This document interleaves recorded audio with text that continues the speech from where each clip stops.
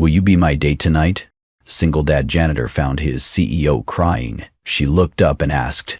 The echo of heels and distant laughter drifted through the marble hallways of the Grand Royal Hotel.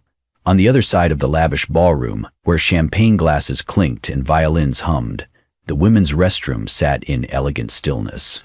Ben adjusted the strap of the vacuum on his shoulder, his maintenance uniform slightly damp from the evening rain. He glanced down at his daughter, Emma, just 4 years old, clutching her favorite stuffed bunny with sleepy eyes. Almost done, baby girl, he whispered, kissing the top of her curly head. Just 1 floor left, then we can go home. She nodded quietly, tugging on his hand as they reached the women's restroom. Then he froze. From behind the door came a sound, not the usual clatter of heels or idle gossip, but crying, a low, broken sob, muffled by layers of silk and pain. Ben gently knocked. Excuse me? Is everything all right in there? No answer, just another stifled sob. He glanced down the hall, no one in sight. Slowly, cautiously, Ben pushed open the door a few inches. The scent of expensive perfume clung to the air, but it was not strong enough to hide the salt of real tears. Inside, crouched in the corner near the vanity, a woman in a shimmering gold gown sat on the floor, her arms wrapped tightly around her knees. Her head was down, blonde curls falling over her face. Her back shook with every breath. Ben took a step closer, his boot soft against the polished tile. Miss, are you okay? She did not move. He knelt beside her, placing a hand gently on her trembling shoulder. Do you need me to call someone? Finally, she lifted her face. Ben blinked in shock. He recognized her immediately. Everyone did. Julia Hart, the CEO, the boss of bosses, the woman whose name sent half the company scrambling, the one always poised, powerful, untouchable. But right now, her mascara streaked down her cheeks, her lips trembled, and her eyes, usually sharp and calculated, were red and glassy with heartbreak. For a moment she just stared at him. Then, without warning, her voice cracked out, soft but clear. Will you be my date tonight? Ben's mouth parted. I am sorry, what? Julia sat up straighter, wiping her eyes with the back of her hand, but not bothering to fix her ruined makeup. You heard me. Her voice was steadier now, but still brittle around the edges. I do not want to walk back into that ballroom alone. Not tonight. Not like this. Ben looked down at Emma, now quietly watching them both. Iceling trail. I am just the janitor, he said softly. Julia met his gaze, hers steady despite the tears. And tonight, that might be exactly what I need. Ben hesitated. This was insane. This was surreal. But there was something in her voice, not desperation, but honesty, and something in her eyes that said she was not asking for attention. She was asking for a way to stand again. He reached for a paper towel, gently handing it to her. She took it wordlessly. Then he offered his hand. All right, he said, trying to smile, but only if you let me bring my daughter. Julia glanced at Emma, then back at him, and nodded. A moment passed, then another, and just like that, everything began to change. Julia Hart stood on the balcony just moments before the gala began, the city lights reflecting in the glass of her champagne. She wore a gown that shimmered like gold under the chandeliers, her blonde hair curled to perfection, her lips painted a deep red. To the world she looked untouchable. 28, a self-made CEO, a name whispered with both admiration and fear. But beneath the expensive dress and flawless poise, Julia was unraveling. 10 minutes ago, she had found her boyfriend, Michael, her company's vice president, locked in a too-close embrace with a junior staffer near the stairwell. Their hands, their laughter, the guilty look that flashed across his face when he saw her. It shattered something inside her. What the hell is this? She had asked, voice trembling. Michael didn't even flinch. He simply shrugged. You think money makes you lovable? He spat. You think your success, your company, your $1 million condo can keep someone around? Julia had stood frozen. All you ever talk about is work, he added. You're beautiful, Julia. but cold. You don't make room for anything real. Did you think your bank account could buy love too? That was when she walked away, without a word, past the curious eyes, past the silent elevator, past the marble corridor where no one dared follow her, into the restroom, where she finally broke. She hadn't cried like that in years. Julia had built everything in her life to prevent this very moment. She had clawed her way up from nothing, abandoned by a childhood sweetheart who once said, "You're sweet, but I need someone with more ambition, more class." Those words burned into her soul. So she became more successful, more determined, more powerful than anyone ever expected. And yet, tonight, in a golden dress worth thousands, with a heart worth breaking, she found herself alone again. While just a few floors below, Ben was clocking in late for the night shift. The janitor uniform hung loose on his shoulders, his dark hair slightly damp from the drizzle outside. In one hand, he held a set of building keys. In the other, his daughter's tiny hand. "Come on, Munchkin," he murmured as he led Emma, his 4-year-old, down the corridor. "Last stop. Then bedtime and story time, deal?" Emma nodded sleepily, clutching her stuffed bunny against her chest. Ben didn't want to bring her tonight, but the sitter canceled last minute, and there was no one else. Ever since his wife passed away, 2 weeks after Emma was born due to postnatal complications, it had just been the two of them.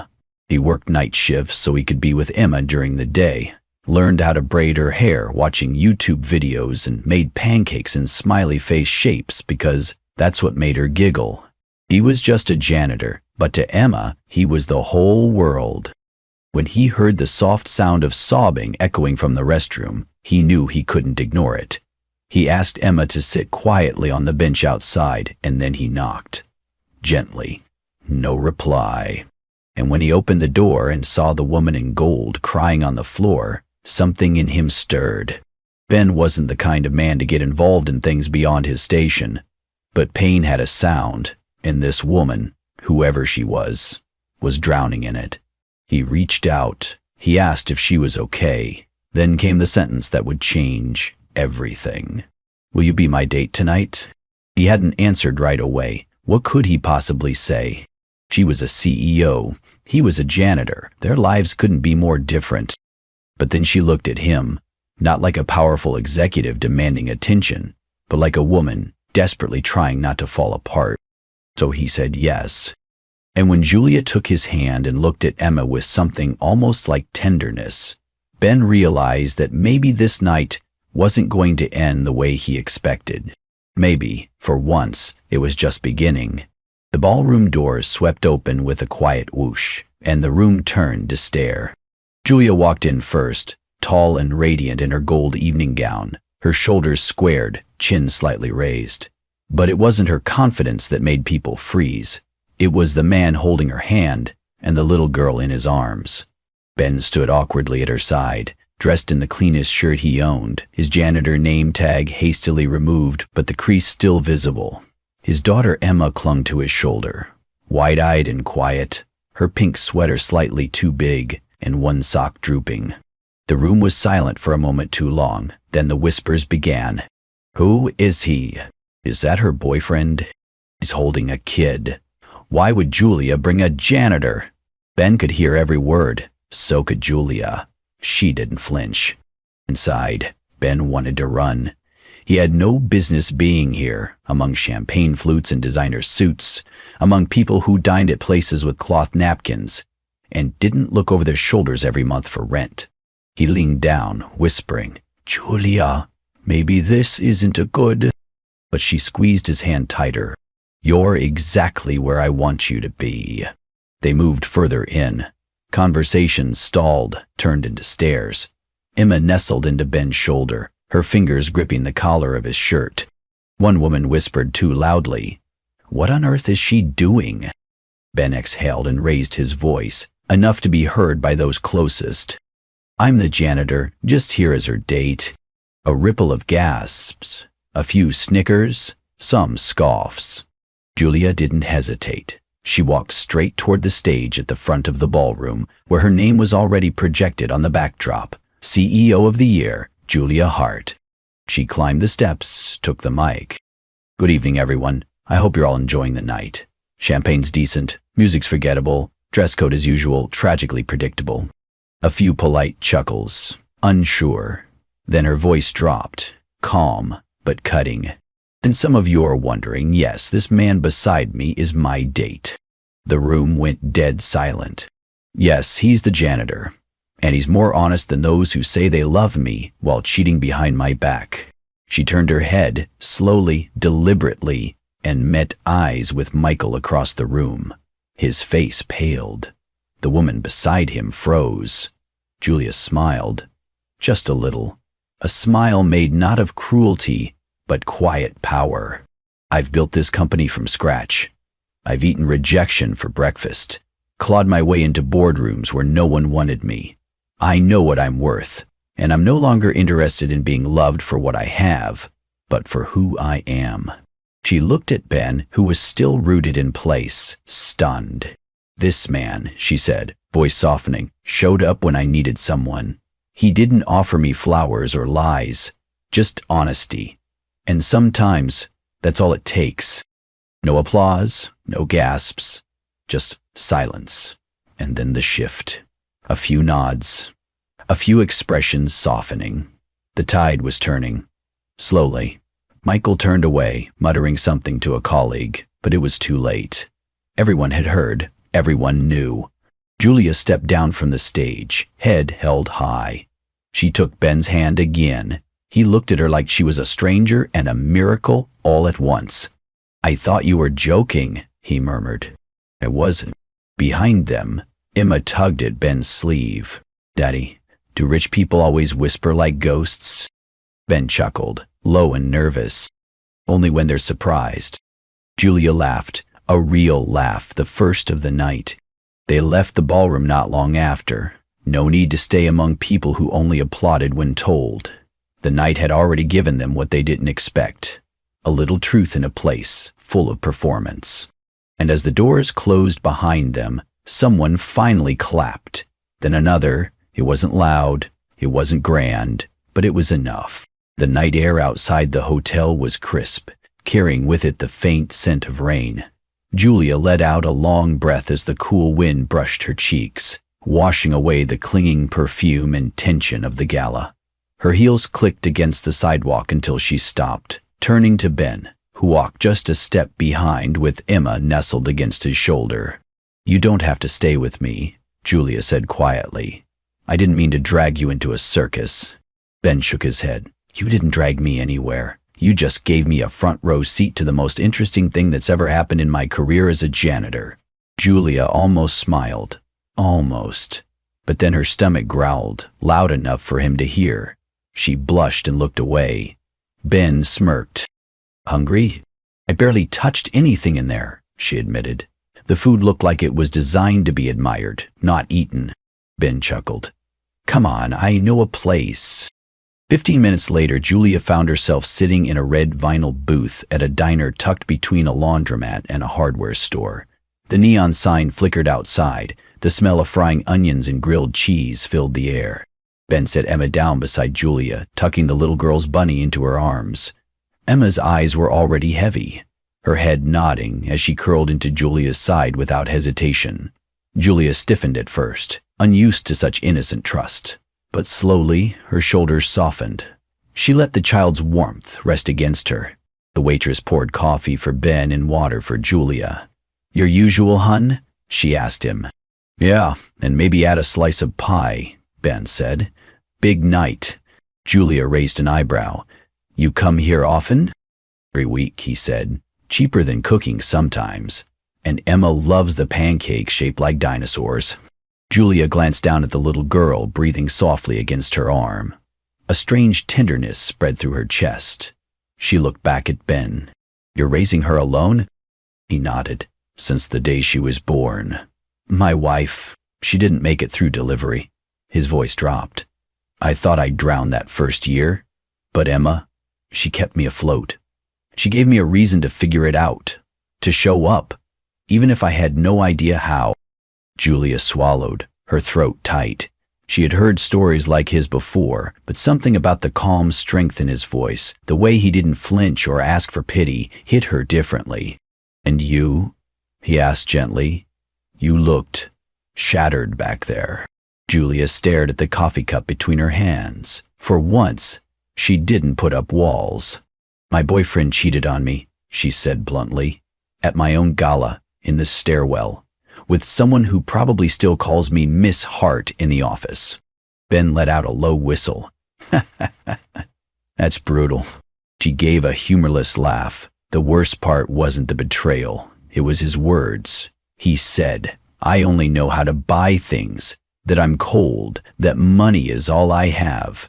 Ben watched her carefully. "Is it true?" Her eyes shot up sharp, but he didn't look judgmental, just curious. "Honest?" "No," she whispered after a long pause. "I worked for everything I have because once, when I was young, a boy left me for being poor. I swore I'd never be left behind again. And now," her voice cracked, "now I have everything, and I'm still alone." Ben said nothing. He just let her words sit in the space between them, and somehow that silence comforted her more than any hollow reassurance could. By the time the food arrived, Emma had fallen asleep completely, her little head nestled on Julia's lap. Julia stroked the child's hair gently, her heart strangely calm for the first time that night. "She trusts you," Ben said softly, noticing the way Emma clung to Julia's dress. Julia blinked down at the girl. Her chest tightened again, but this time with something almost like hope. After a long moment, Julia looked back at Ben. "You're home," she said carefully. "Is it safe for her?" Ben hesitated. He didn't want to admit it, but he owed her honesty. "It's small, old, roof leaks when it rains. The heating barely works. I do my best, but she's been coughing lately. Doctor says it's probably the damp." Julia's brows furrowed. She looked at the child in her arms, then at the wary man across from her. "Then move in with me," she said suddenly. Ben blinked. "What?" "Move in. At least until Emma's better. My house has more space than I need. Dry walls, heat that works, a garden for her to play in." Julia's voice softened. "She deserves better than damp walls and coughing fits." Ben's mouth opened, closed. "Julia, it's too much. We barely know each other." Julia's gaze didn't waver. "We know enough to see what's real." He stared at her, torn between pride and gratitude, fear and relief. For a moment, he thought about saying no, about protecting his independence, about keeping the distance between their worlds intact. Then Emma coughed softly in her sleep, her tiny body shivering against Julia's warmth, and Ben's resolve cracked. For his daughter's sake, he couldn't refuse. Julia saw the answer in his eyes before he even said it, and for the first time in years she felt like she wasn't just saving herself with her wealth, she was saving someone else. Julia had never known what a quiet morning with crayons and toast could feel like, but in the weeks that followed their move-in, her mansion, once cold and echoing, filled with the sound of laughter, the smell of burnt pancakes, and the chaos of bedtime stories. Ben had taken over the small guest room. Emma's things were scattered between that room and Julia's sunroom, where she loved to nap beside the garden window. Julia found herself waking early, not for stock prices or board meetings, but because she wanted to be the one who braided Emma's hair before breakfast. They began forming small rituals. Ben brewed coffee while Julia made tiny sandwiches for Emma's lunch. On Saturdays, they built forts out of couch cushions. On Sundays, they made pancakes shaped like animals, Julia's often unrecognizable, which made Emma giggle until her stomach hurt. Ben, who had never had time to explore beyond survival, found himself learning how to draw trees and clouds, taught by Emma under Julia's supervision. And Julia, who had always considered cooking beneath her, now burned eggs beside Ben while laughing at her own clumsiness. He taught her how to dice onions. She taught him how to lose gracefully at board games. It wasn't grand or cinematic, but it was real, and in that simplicity, something bloomed. One evening, as autumn settled in with its golden chill, they celebrated Emma's 5th birthday in the garden. A homemade cake with lopsided frosting sat on the table. Streamers danced in the wind. Emma wore a paper crown, beaming as she blew out her candles. "Make a wish," Julia whispered. Emma closed her eyes, then blew hard. Ben raised his glass of juice. "To Emma, the light of our lives." "To Emma," Julia echoed, her eyes glowing. Later, after the cake was eaten and the stars began to peek out, Julia and Ben stayed behind to clean up. Emma had fallen asleep beside the fireplace, her bunny clutched tightly. As Julia reached for the plates, Ben stepped closer, his hand brushing hers. She looked up, his breath caught. She didn't pull away. The night air buzzed with something unspoken. They were inches apart. Julia tilted her head slightly. Ben leaned in. And the phone rang. Julia blinked, startled. She looked at the screen, frowned, and mouthed, "It's my mother," before stepping away to answer. Ben exhaled, watching her walk across the patio. He didn't mean to eavesdrop. He only went to take out the trash. But as he passed the hallway where Julia stood, he couldn't help but hear her voice, low but clear. "No, I haven't decided anything yet. No, I don't want to marry Henry. I told you, I'm not ready. I don't want to fall in love right now. I'm not even thinking about it."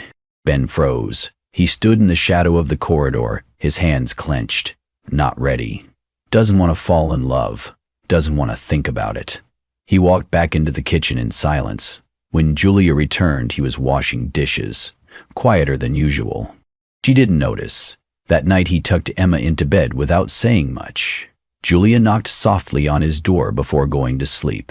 He answered with a tired smile, but his eyes didn't meet hers. "Good night," she said. "Yeah, good night." He closed the door gently. She stared at it for a moment, confused. Something had changed. Something delicate had cracked, and neither of them knew it yet, but tomorrow would come with distance that wasn't physical. Only emotional, only silent, only sharp. Julia woke up to silence. No clinking of dishes, no soft little footsteps thumping down the hallway, no Ben humming off-key in the kitchen while Emma giggled nearby. Just silence. She blinked at the ceiling, confused.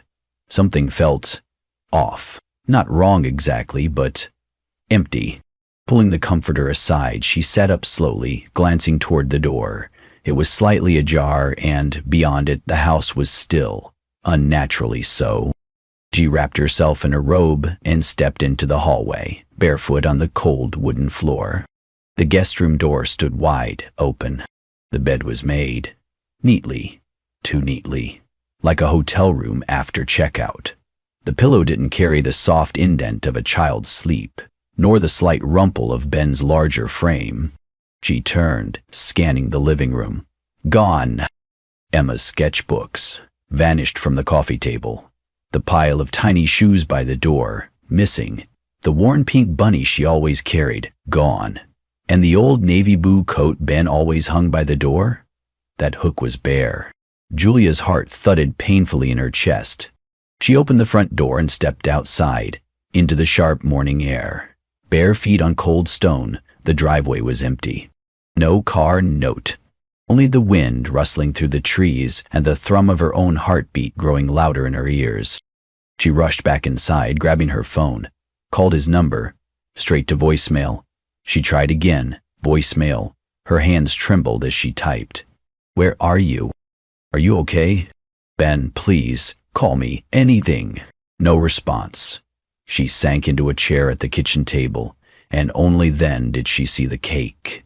Emma's half-eaten birthday cake still sat there, slightly lopsided. The frosting smeared from where tiny fingers had grabbed the edges. The candles from last night had melted sideways, now bent wax ruins. A single paper plate sat untouched. That was when it hit her.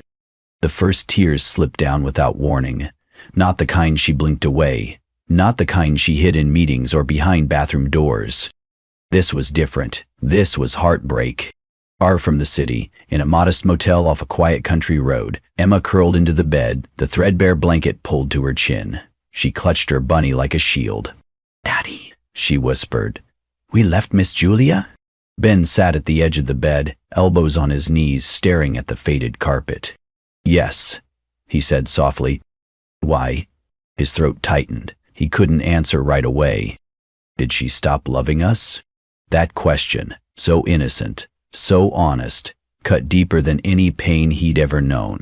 "No, sweetheart," he whispered, voice breaking. "She didn't stop loving us. Maybe we just weren't meant to stay."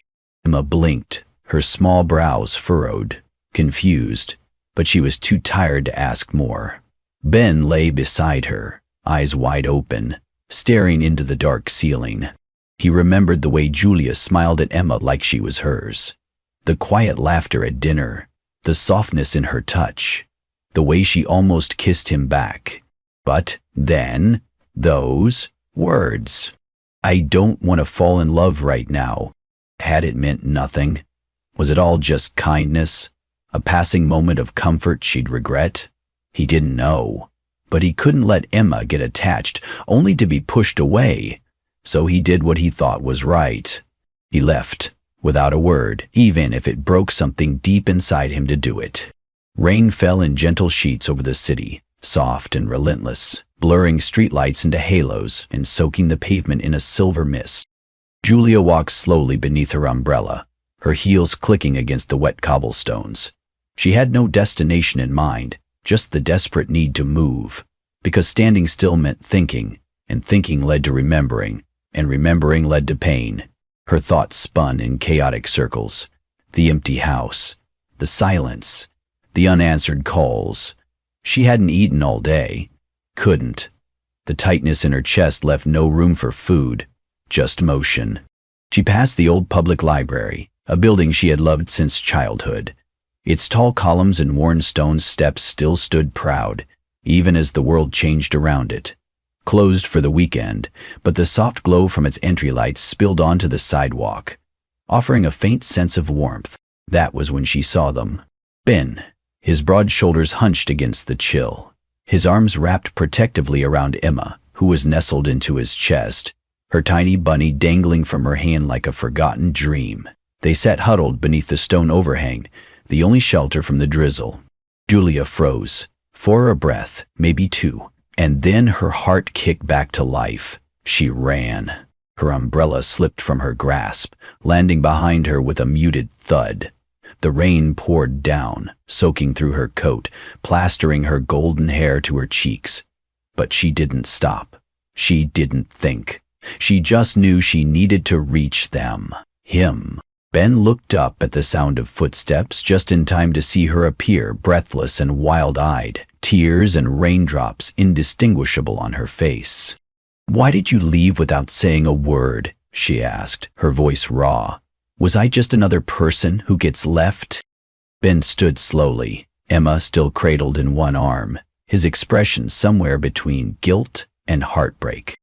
"I didn't mean to hurt you," he said quietly. "I thought I was just a chapter, something temporary. You said you didn't want to fall in love, and I thought," his voice cracked, "I thought maybe we were just a pause in your life, a footnote." Julia's chest tightened. "You heard that?" "I didn't mean to. I was passing your room. I heard you say it on the phone." "That wasn't about you," she said, stepping closer, her voice rising over the sound of the rain. "My mother wants me to marry someone from her perfect world, some business partner's son. She said I needed someone on my level. I told her I wasn't ready to fall in love like that, calculated, arranged, cold." She stopped, taking a shaky breath. Her voice softened. "But I never said I wasn't already falling." Ben's eyes widened. The air between them thickened, heavy with the weight of unspoken things. Julia looked down at Emma, who blinked up at her sleepily, then reached for Ben's hand. "I missed you," she whispered, her voice barely audible through the rain. He stared at her for a moment, searching, unraveling, and then something in him gave way. "I missed you too," he said. Then he leaned in and kissed her. It was slow at first, uncertain, like testing the waters of something fragile. Then it deepened, filled with months of yearning and unsent messages, and nights spent wondering, what if? The rain fell harder, but they didn't move. When they finally pulled apart, Emma wriggled in his arms and clapped. "Yay, you're dating for real now." Julia laughed, pressing her forehead to Ben's chest. He wrapped one arm around her, pulling her in, while the other held Emma close. They stood there, soaked, cold, shivering, but whole. Not perfect, not polished, but real. Together. Sunlight streamed through the nursery windows, casting a soft golden hue over the pastel-painted walls. The room smelled faintly of lavender and new fabric, clean and full of promise. Tiny glow-in-the-dark stars dotted the ceiling like constellations waiting for bedtime, and the white bookshelves were already filled with classic fairy tales, alphabet puzzles, and soft stuffed animals. On the rocking chair, a folded quilt with embroidered elephants waited quietly for its turn to be used. Julia stood by the crib, one hand resting gently on her round belly, the other holding a delicate string of handmade paper butterflies. Her golden hair, loose and a little messy, glowed in the late afternoon light. She was smiling, softly, naturally, not the poised smile she wore at press events or boardroom negotiations. This smile was just for this room, just for her family, just for now. Ben appeared in the doorway with Emma riding on his shoulders, her tiny legs bouncing against his chest and her hands tangled in his hair. "We brought reinforcements," Ben called out, his voice filled with a kind of playful joy that only came out at home. "Butterfly Brigade reporting for nursery duty." Julia turned toward them, laughing lightly, as Emma slid off her dad's shoulders and dashed over with the unfiltered excitement of a 4-year-old. She wrapped her arms around Julia's waist and gently leaned in, pressing her cheek to the growing curve of her belly. "Hi, baby," she whispered. "I'm your big sister. I picked the teddy bear for you. He's the softest one, promise." Ben walked over, standing behind Julia and wrapping one arm gently around her, his hand resting on top of hers. His fingers curled protectively over her knuckles. "They're going to love it," he said, his voice low and sure. Together, they spent the next few hours making everything perfect, hanging the butterflies above the crib, organizing drawers full of impossibly tiny clothes, arguing sweetly about names, Ben leaning traditional, Julia favoring literary. Emma offered suggestions too, most of them inspired by cartoon characters or snacks. They laughed, they teased. They paused often to just look around, amazed by what they were building. It did not feel like preparing for a baby. It felt like preparing forever. As the sun dipped low and cast amber light across the floorboards, the three of them lay on the nursery rug. Julia sat with her back against the wall, her legs stretched out, cradling her belly. Ben lay beside her, one arm curled behind his head. Between them, Emma slept soundly, one arm draped across Julia's knee, the other clinging to her favorite bunny. Julia turned her head to look at Ben. Her eyes were soft, luminous. "You saved me the day I cried in that restroom," she whispered. Ben didn't speak right away. He just stared at her, his gaze full of the kind of love that doesn't shout, doesn't demand, but stays. He reached over and gently brushed a damp strand of hair from her cheek. "And you saved me," he said, "every day after that." They leaned in, their foreheads touching, the moment wrapped in silence, like a prayer. Outside, the wind stirred the trees gently. Inside, there was only peace. And between them, nestled in the hush of twilight, bloomed a quiet, steady truth. She had everything but love. He had nothing but love to give. Now, together, they had it all. And so, from a chance encounter in a quiet restroom to building a home filled with laughter and love, Julia and Ben prove that true connection doesn't care about status, titles, or where you come from. It only cares about the heart. If this story touched you, warmed your heart, or made you believe in love again, don't forget to like, share, and subscribe to Kindness and Love Tales. Because here, we believe that sometimes the most powerful stories start in the most unexpected places. See you in the next tale.